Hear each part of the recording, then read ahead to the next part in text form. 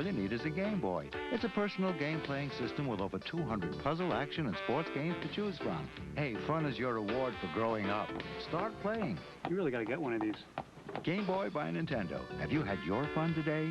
Open your eyes and your mind to the realism of Nintendo 64 as you play Super Mario 64. Submerge in a 3D environment with 15 worlds of beautiful graphics and 10 special areas, and of course, Mario. Move an incredible 360 degrees as you embark on Mario's greatest adventure to recover the stolen Power Stars and defeat his mortal enemy, Bowser.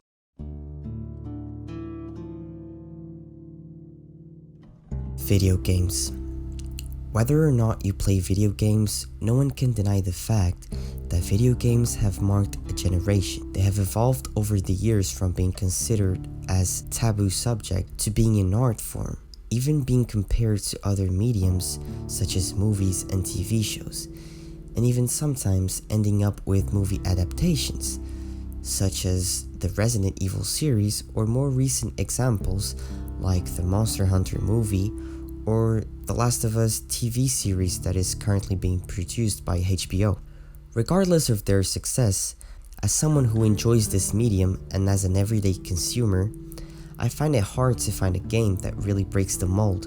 I really enjoy playing multiplayer games overall, and that is what I mainly play due to the enjoyment that I get by becoming better and better every time I play. There is a certain rush of adrenaline that I get by playing competitive games, and I can't get that same experience with anything else. And I think those games are the games that I mostly enjoy playing. But today I want to put those games to the side and focus this video on a particular game. In an industry that is saturated by single-player games, it is very hard to find a game that really stands out from the other titles.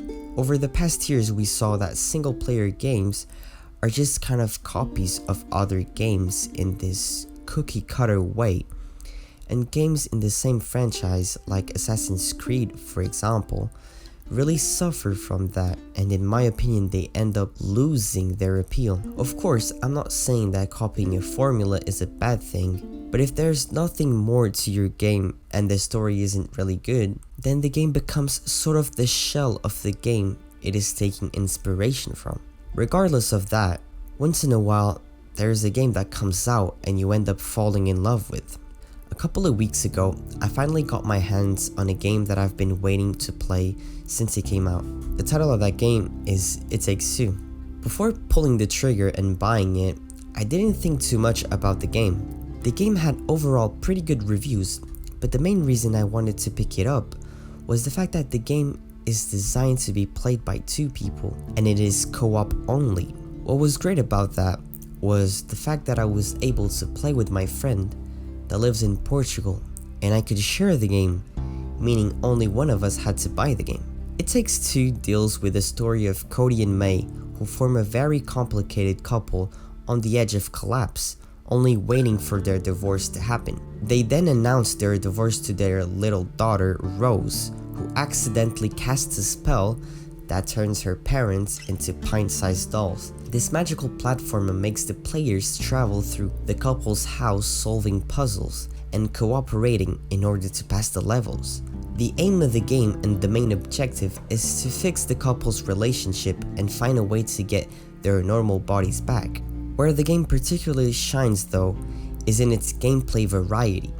From time to time the gameplay will change, turning the game into a hack and slash, a dungeon crawler, or even a Street Fighter style fighting game.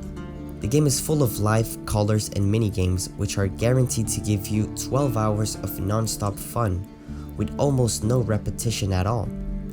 The new abilities you get with each chapter is what makes you want to keep playing, and the fact that you get to experience that with a friend just makes the game infinitely better.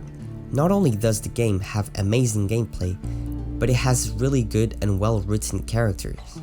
Sure, the story isn't that mind-blowing, but the characters are what make it perfect in my opinion. The interactions between them and their amazing personalities combined with the amazing voice acting makes you engage with the story and makes you feel really attached to the characters. Also, The game is full of life, with each area having plenty of mini games where you can face off against your friend.